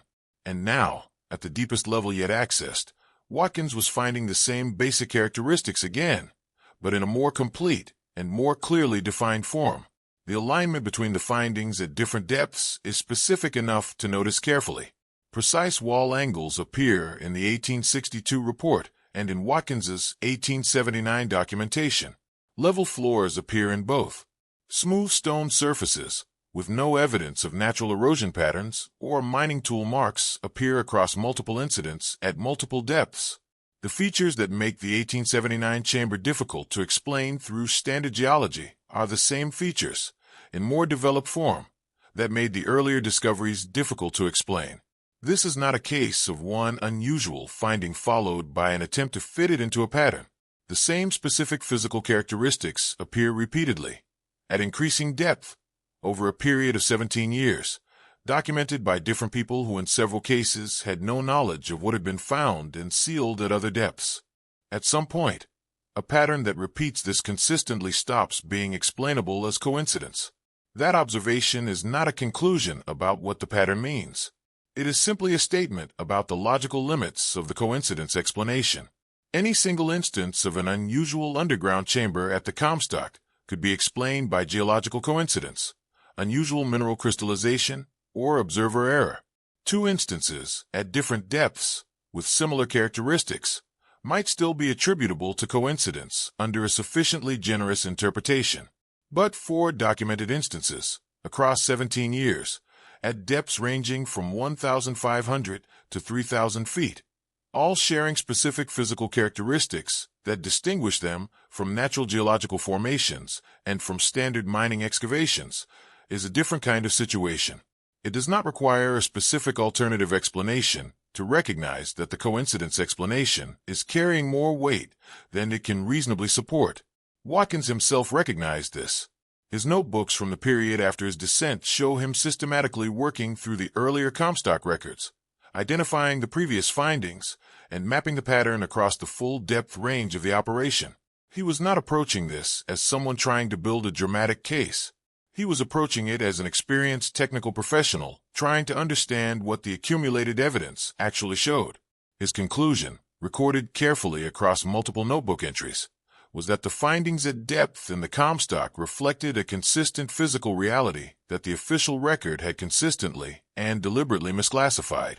He could not explain what that reality was, but he was confident that it was real, that it was coherent across the different depth levels, and that the institutional responses to each discovery had been designed to prevent exactly the kind of systematic examination that might have produced answers. The chamber at 3,000 feet, with its precise walls, level floor, single-piece stone arches, and uncorroded metal door, remained sealed. The measurements Watkins recorded in his notebook survive. The sketches of the symbols around the door frames survive. His systematic documentation of a finding that the company classified as a natural formation and sealed within days of his return to the surface survives. What does not survive, or what has not been made accessible in any form, is any official record that engages honestly with what his documentation describes. The gap between what his notebooks show and what the official record contains is the same gap that appears at every level of the Comstock's documented history of anomalous discoveries. Specific, measured physical observations on one side, general classifications and sealed sections on the other, and no explanation, in any surviving document, for why those two sides never came into alignment. When Thomas Watkins reached the surface after his 3-hour examination of the chamber at 3,000 feet, the first person he encountered was his shift manager. That meeting, brief and tense by Watkins's own account in his notebooks, set the tone for everything that followed. The shift manager listened to a summary of what Watkins had found, said very little in response, and directed him to report to the company office the following morning. He did not ask detailed questions. He did not express curiosity or surprise in any way that Watkins recorded as genuine. He simply received the information that something significant had been found and redirected Watkins toward a formal channel as quickly as possible. That response in itself is worth noting. A shift manager receiving an unusual report from an experienced miner who had just returned from the deepest access point in the entire operation might be expected to ask questions, to want details, to show some professional interest in what had been discovered. The absence of that reaction suggested to Watkins, and his notebooks reflect this clearly, that the shift manager already knew, in some general sense, what kind of report was coming. The meeting arranged for 2 days later was more formal and more deliberately structured than anything a routine mining discovery would typically generate. When miners made significant finds underground, the standard follow-up process involved their direct supervisors, possibly a senior engineer, and a written report filed through the company's documentation system. It was an internal process managed at the operational level. What was arranged for Watkins was something different in its composition. 3 men were waiting for him when he arrived at the company office. The first was the current chief engineer, whose presence made operational sense. The second was a lawyer who had traveled from San Francisco specifically for this meeting. And the third was a man who introduced himself as a representative of the United States Geological Survey and presented credentials that Watkins examined and found, at least on the surface, to be legitimate. That composition is the first clear signal that the response to Watkins's report had moved beyond ordinary operational management. A lawyer from San Francisco does not travel to Virginia City for a routine mining discovery discussion. Legal representation at that level, brought in from outside the region specifically for one meeting with one miner, indicates that the company considered the situation to carry legal implications significant enough to require immediate professional management. What those legal implications might have been is not something the surviving records explain directly, but the presence of outside legal counsel in a meeting framed as a simple review of a geological observation is a detail that does not sit comfortably inside the official explanation of what Watkins had found.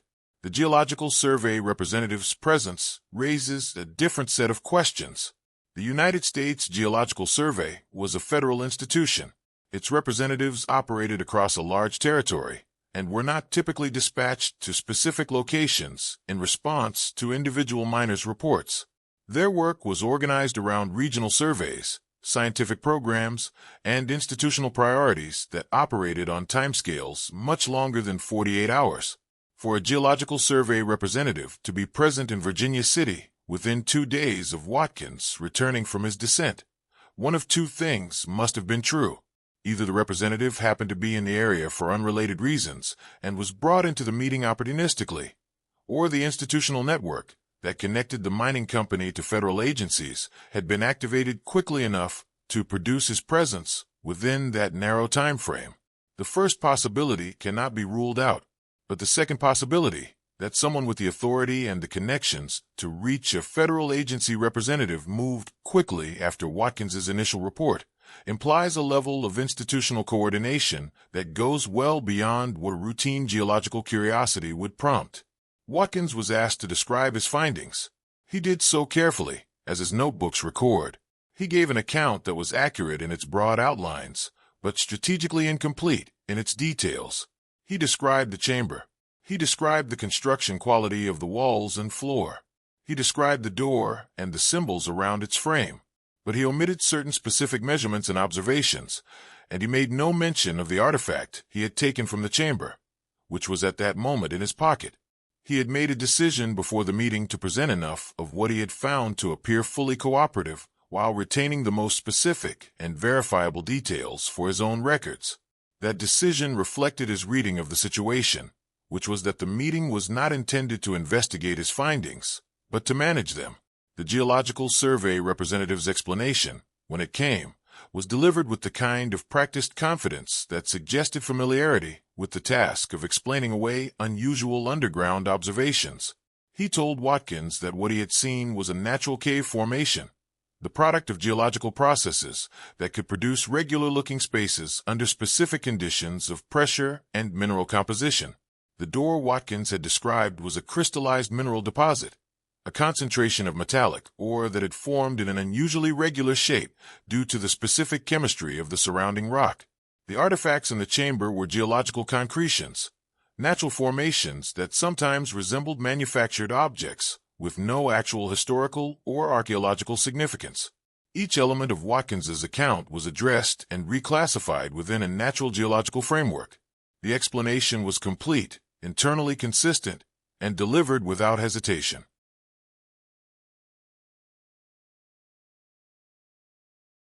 But this is where the explanation becomes difficult to accept without significant qualification. Watkins had spent more than 2 decades working underground. He had seen mineral deposits in an enormous range of configurations. He had encountered geological concretions, crystallized or formations, and the full variety of shapes that natural processes produce inside rock under different conditions. The explanation he was being given was not wrong in general terms. Minerals do crystallize into unusual shapes. Natural formations can produce surfaces and spaces that appear regular to an untrained eye. These are real geological phenomena. But Watkins had not described something that looked slightly unusual in poor light. He had described, with specific measurements, a chamber with walls meeting at exact right angles, a perfectly level floor confirmed by a rolling ball test, single-piece stone arches, and a metal door with no corrosion and no visible seam between itself and its frame. Reclassifying those specific observations as natural geological formations requires more than a general reference to crystallization and concretion processes. It requires a specific geological mechanism for each specific observed feature. The explanation offered in that meeting provided none of that specificity. Watkins nodded, agreed with the explanation, and gave every outward indication of accepting it fully. His notebooks from that same evening tell a different story. He wrote that the explanation was inadequate in every specific detail. He noted that no geological process he had ever encountered or read about could produce right-angle wall junctions in granite, a level floor, or a metal object with those particular properties of surface and resistance. He wrote that the man from the Geological Survey had delivered the explanation as if he had delivered it before, not adapting it to the specific details of Watkins's account, but applying a pre-existing framework to whatever account he was given.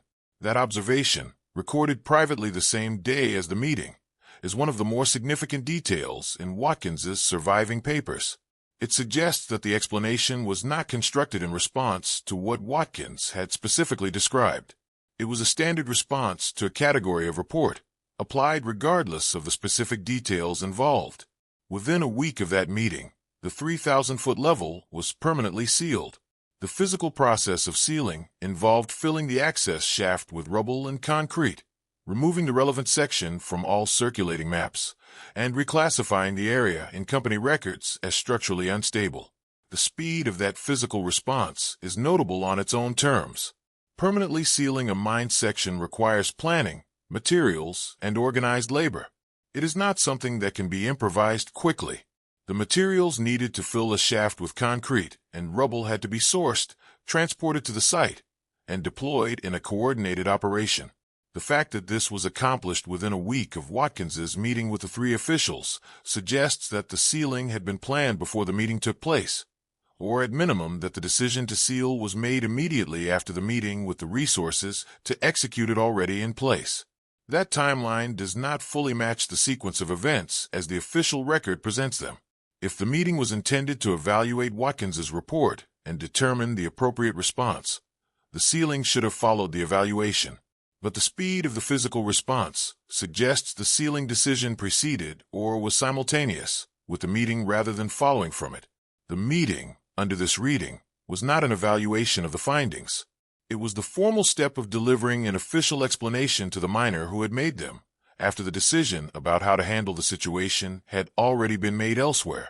The gap between the response and the stated significance of the findings is the clearest inconsistency in this part of the Comstock record. The official explanation said that Watkins had found nothing more than natural geological formations of no historical or scientific significance. If that were true, the appropriate institutional response would be minimal.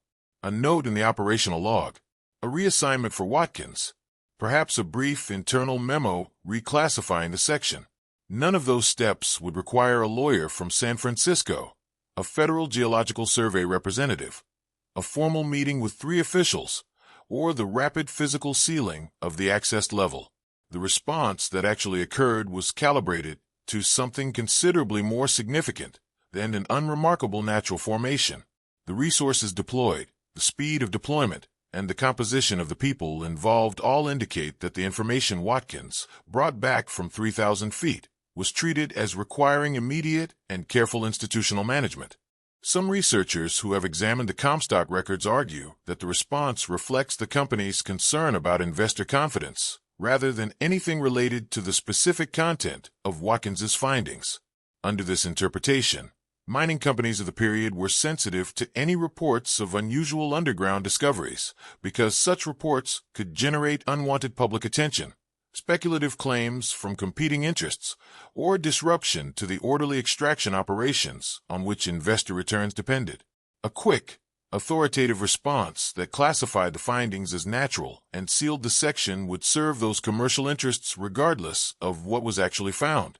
The Geological Survey representatives' involvement would, under this interpretation, reflect a pre-existing relationship between the company and federal geological institutions rather than any specific concern about the nature of the discovery. That interpretation is reasonable as far as it goes. Commercial sensitivity and investor management were genuine concerns for Comstock operators, but it does not fully account for the specificity of the institutional response. If the concern were purely commercial and reputational, the most efficient response would have been to ignore Watkins's report entirely, reassign him quietly, and let the matter disappear without the kind of formal meeting that created its own documentary record. The decision to hold a formal meeting, bring an outside representation, and deliver a detailed explanatory framework to Watkins specifically suggests that the content of his report was considered important enough to address directly rather than simply suppress through administrative silence. The lawyer's role in the meeting is another detail that does not sit comfortably in any simple explanation. Lawyers are brought into sensitive situations to manage legal risk, to ensure that whatever is said and agreed upon in a meeting is handled in a way that protects the interests of whoever hired them. A lawyer present at a meeting where a miner describes an underground discovery and is told the discovery is geologically unremarkable is there to ensure that the miner's agreement with that explanation is clearly established and that his obligations regarding disclosure are understood. That function implies that the company had specific concerns about what Watkins might say to whom, and that those concerns were significant enough to require professional legal management rather than simple supervisory instruction. Watkins left that meeting having agreed on the surface with everything he had been told. He returned to his rented room and continued writing the detailed account he had begun the night of his return from the descent. He hid the notebook under a loose floorboard. He kept the artifact on his person. He understood, with the practical clarity of a man who had read the situation accurately, that the meeting had not been about understanding what he found. It had been about ensuring that what he found stayed contained within a specific official explanation, whether that explanation was constructed to protect commercial interests, to prevent public confusion, or for some other reason that the available records do not make clear. The effect was the same. The 3,000-foot level was sealed.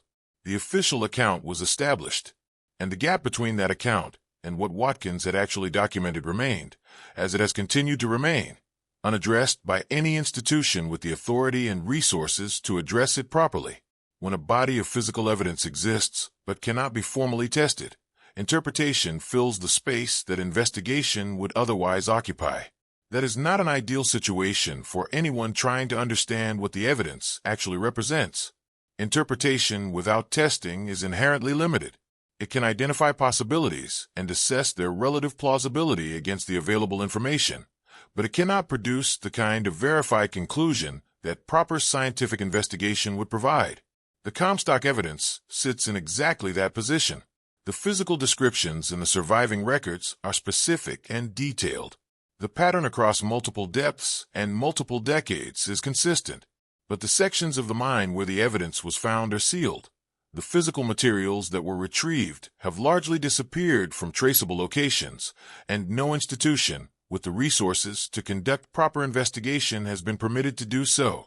What remains is a body of documented observation that has generated several distinct interpretations, none of which have been tested against the physical reality they are trying to explain.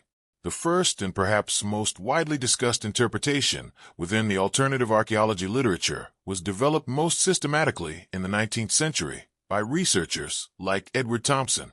Thompson was not a fringe figure by the standards of his own time. He was a working surveyor with practical experience across the Western Territories, and his interest in anomalous archaeological findings grew directly from his professional encounters with the landscape of the American West.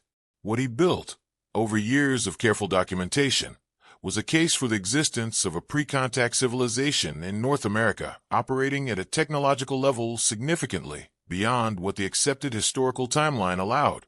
His argument was not based on the Comstock alone.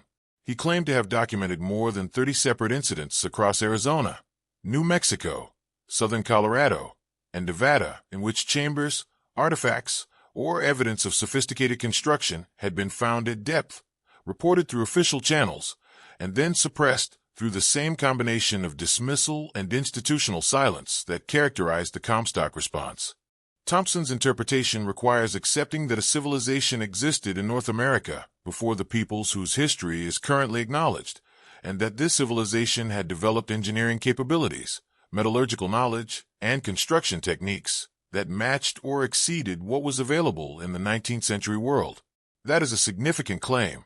It challenges not just one or two specific historical conclusions, but the entire framework through which the pre-contact history of North America is currently understood. Academic institutions of Thompson's era were not equipped to engage with that kind of challenge constructively. The response he received from journals, universities, and scientific societies was consistent rejection. His documentation was dismissed as the product of misidentification, wishful thinking, or deliberate fabrication. No institution agreed to examine his compiled evidence systematically. No expedition was funded to investigate even one of the 30-plus sites he had documented. The rejection was total and, in terms of formal academic engagement, permanent. But this is where it becomes unclear whether the rejection was based on careful evaluation of the evidence or on the institutional impossibility of engaging seriously with a claim that contradicted the established framework so fundamentally. There is a meaningful difference between a claim being evaluated and found wanting and a claim being refused evaluation because it falls outside the boundaries of what institutions are willing to consider. Thompson's compiled documentation was never subjected to formal peer review or systematic analysis. It was rejected at the submission stage, on the grounds that the claims were implausible before the evidence itself was examined in any organized way. Whether that rejection reflected the actual weakness of his evidence or the institutional discomfort of his conclusions is a question that cannot be answered because the evaluation that would answer it was never conducted. The second interpretation approaches the Comstock evidence from a different direction entirely. It does not require a pre-contact human civilization of advanced capability. Instead, it suggests that the structures found at depth may be far older than any human civilization currently recognized by the historical record, and that what the miners accidentally accessed was physical evidence of something that challenges the most fundamental assumptions about the timeline of human presence and development on Earth. This interpretation is the least constrained by the need to fit within any existing historical framework, which makes it both the most expansive in its implications and the most difficult to evaluate against the available evidence. The core samples showing rocks significantly older than the surrounding geological layers, combined with the evidence of controlled heat exposure inconsistent with volcanic processes, are sometimes cited in support of this interpretation. But the logical distance between anomalous core sample data and conclusions about civilizations predating the accepted human timeline is considerable, and the evidence available does not bridge that distance in any verifiable way. Some who hold this interpretation point to similar findings from other parts of the world, locations where objects or structures have been found embedded in geological formations far older than any accepted human presence. Those findings have generated their own bodies of contested literature and their own cycles of dismissal and suppressed investigation. Whether the Comstock findings belong in that broader category or represent something more contained and more historically recent is not something the available evidence can determine. What connects this interpretation to the others is the same basic observation that drives all of them. The physical descriptions in the Comstock records do not fit the standard frameworks available for explaining them. Something was down there. What it was, and when it was built are questions that the sealed sections have not been allowed to answer. The third interpretation is the most cautious of the three, and in some ways, the most historically grounded. It does not require extraordinary technological capabilities or civilizations outside the accepted timeline. It suggests instead that the structures found in the Comstock may represent an indigenous engineering tradition that was considerably more sophisticated than the historical record currently acknowledges, and that the suppression of those findings was motivated primarily by land and resource politics, rather than any awareness of truly extraordinary implications.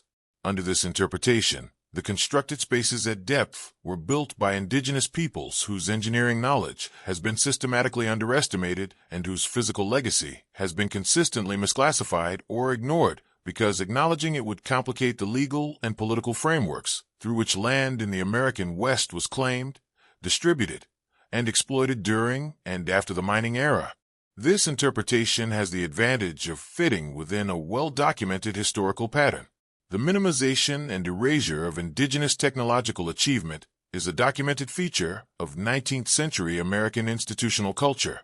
Indigenous peoples across North America built structures, developed agricultural systems, and managed landscapes at scales that were routinely dismissed or unacknowledged by the European and American institutions that displaced them.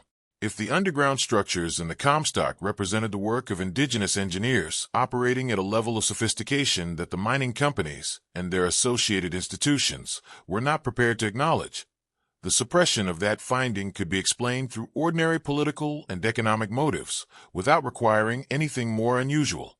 The practical effect would have been the same.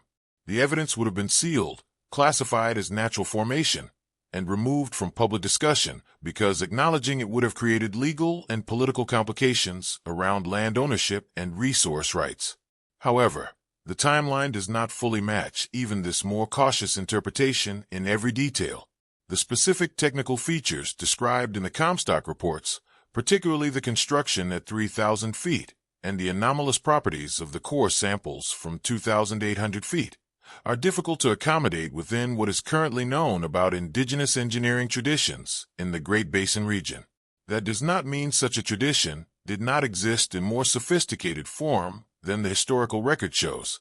It means that accepting this interpretation also requires accepting a significant revision of what is known about indigenous technical capability in that specific region and period. That revision might be warranted, but it has not been investigated with the seriousness it would require to either confirm or rule out the interpretation. What all three interpretations share, and this is the detail that deserves the most attention, is that none of them have been permitted proper investigation. They exist as interpretive frameworks applied to a body of evidence that has never been subjected to the kind of direct physical examination that would allow any of them to be evaluated rigorously. The sealed sections of the Comstock are still sealed. The physical artifacts described in the historical record have largely disappeared from traceable locations. The tooling report from San Francisco has not been located in any accessible archive. The core samples from 2,800 feet are not in any catalog collection. The evidence that would allow a proper scientific evaluation of all three interpretations exists, if it exists at all, behind layers of physical sealing and institutional inaccessibility that have remained in place for more than a century. The 2011 ground-penetrating radar survey is the most recent addition to this body of evidence, and it is significant precisely because it was produced by modern technology operating entirely independently of the 19th century records. Ground-penetrating radar works by sending electromagnetic pulses into the ground and measuring the way those pulses reflect back from different types of material and structure. Large, regular cavities at depth produce distinctive reflection patterns that differ clearly from solid rock or irregular natural formations. The survey conducted beneath the old Comstock district in 2011 detected exactly those patterns. Large, regular cavities at depth. The size and regularity of the detected cavities did not match any known mining pattern from the Comstock's operational history. The University of Nevada researchers who conducted the survey recognized this and formally recommended further investigation to determine the nature and origin of the detected structures. That recommendation was declined. The reason given involved a combination of safety concerns, liability issues, and administrative complexity related to the ownership and legal status of the land above the old mine district. Each of those reasons is individually plausible. Land ownership in former mining districts is often legally complicated. Safety concerns in abandoned mine systems are genuine. Liability issues around research access to unstable underground environments are real considerations, but the combination of all three reasons being applied simultaneously to block a non-invasive research program recommended by a credible academic institution produces a result that is, at minimum, worth examining. The radar survey required no physical access to the mine. It was conducted from the surface. The follow-up investigation recommended by the university would have been the first step in determining what the radar had detected, not a direct physical entry into hazardous spaces. The obstacles deployed against even that preliminary step are more substantial than the stated reasons fully justify. The pattern of the 2011 outcome mirrors the pattern documented in the 19th century records with enough consistency to notice. Evidence is detected. Investigation is recommended by credible parties. The recommendation is declined on grounds that sound reasonable individually, but are less convincing in combination. Access remains blocked. The evidence sits unexamined. Each individual refusal can be explained by the specific circumstances cited. The accumulation of refusals across more than a century, each one blocking a different form of access through a different set of stated reasons, is harder to explain through the simple coincidence of consistently inconvenient circumstances. Some believe the repeated blocking of investigation reflects nothing more than the ordinary inertia of bureaucratic and legal systems applied to a complicated piece of land with contested ownership and genuine safety considerations. Others disagree, pointing to the specificity with which access has been blocked even for non-invasive research methods that would not have required physical entry into the mine. The disagreement between those two positions cannot be resolved without the investigation that both would agree has not been conducted. That is the circular structure of the entire Comstock situation. The question of what is underground cannot be answered without access. Access continues to be denied. The reasons for denial cannot be fully evaluated without knowing whether the underlying evidence justifies the level of institutional resistance that has been maintained, and that knowledge requires the access that is being denied. The evidence exists in the ground beneath Virginia City. The access does not. And between those two facts, all three interpretations remain exactly where they have been for over 100 years. Possible, unconfirmed, and formally untested. More than 140 years have passed since Thomas Watkins climbed back up from 3,000 feet, sat down in his rented room in Virginia City, and spent the night writing everything he had found into a notebook he then hid under a loose floorboard. The world above the Comstock Lode has changed enormously in that time. Virginia City itself went from a booming industrial center to a near-ghost town within a decade of Watkins's descent.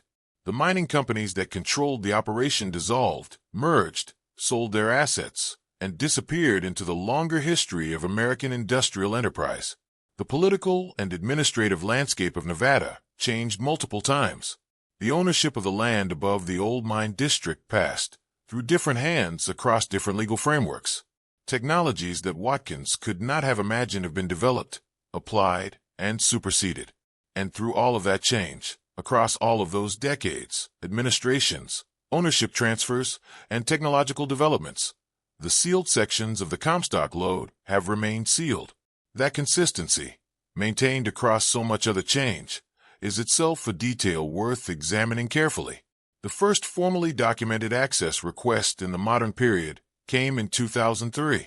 A group of researchers interested in the anomalous historical records from the Comstock's operational period submitted a request to investigate the sealed sections.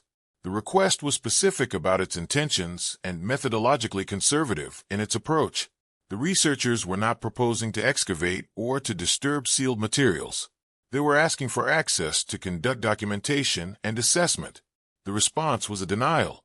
The reasons cited included structural instability in the old mine workings, safety concerns related to the condition of shafts and tunnels that had not been maintained for decades, and liability issues connected to the legal status of the property. Each of those reasons, taken individually, describes a real category of concern. Abandoned mine workings in Nevada do present genuine safety challenges. Structural deterioration over more than a century without maintenance is a legitimate issue. Liability frameworks around research access to hazardous environments are genuinely complicated. None of these reasons is fabricated or inherently implausible. But this is where it becomes unclear why those same categories of concern could not be addressed through the kind of methodological adjustments that research institutions regularly make when accessing difficult environments. Safety concerns in abandoned mines are routinely managed through engineering assessment, protective equipment, staged access protocols, and experienced personnel.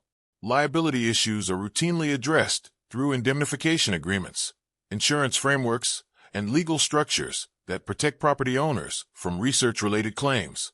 Structural instability concerns can be evaluated through non-invasive methods before any physical entry is attempted. The 2003 research request was denied not because the concerns it raised were unanswerable, but because no process was offered through which those concerns could be addressed. The door was simply closed, with the stated reasons functioning as a final answer rather than as a set of conditions that could be met. The 2018 documentary crew approached the situation differently. They had professional resources, legal counsel, and a specific offer on the table. They proposed to cover all costs associated with any safety measures required for access. They offered to assume full liability for any risks associated with their presence in the mine. They presented insurance documentation sufficient to protect the property owners from any legal exposure. They removed, in advance, every practical objection that had been raised against previous access requests. The response was still a refusal. No new reasons were offered that differed substantively from those cited in 2003. The offer to cover costs and assume liability, which directly addressed the two most commonly cited categories of objection, produced no change in the outcome. The access was denied regardless of the conditions offered to secure it. That detail sounds minor at first, until it is examined more closely. When an institution or property owner refuses access, even after the specific conditions they have cited as barriers are directly addressed and removed, the stated reasons begin to look less like the actual reasons. A refusal that persists after its stated conditions have been met is a refusal that is not actually based on those conditions. What it is actually based on is not something the available record explains. The property owners and administrative bodies involved in these decisions have not offered any public explanation for why addressing the stated concerns did not change the outcome. The gap between the reasons given and the behavior observed is one of the clearest inconsistencies in the modern chapter of the Comstock story. The radar data adds a different dimension to the problem. Ground-penetrating radar surveys are non-invasive by definition. They require no physical access to underground spaces. They are conducted from the surface using equipment that sends and receives signals through the ground without disturbing anything beneath it. The 2011 survey that detected large, regular cavities at depth beneath the old Comstock district was, in methodological terms, the least intrusive form of investigation possible. It did not require entering the mine. It did not require disturbing sealed sections. It did not create any safety risk or liability exposure for anyone. It simply measured what was there, and what it found was anomalous cavities that did not match any known mining pattern from the operational period of the Comstock.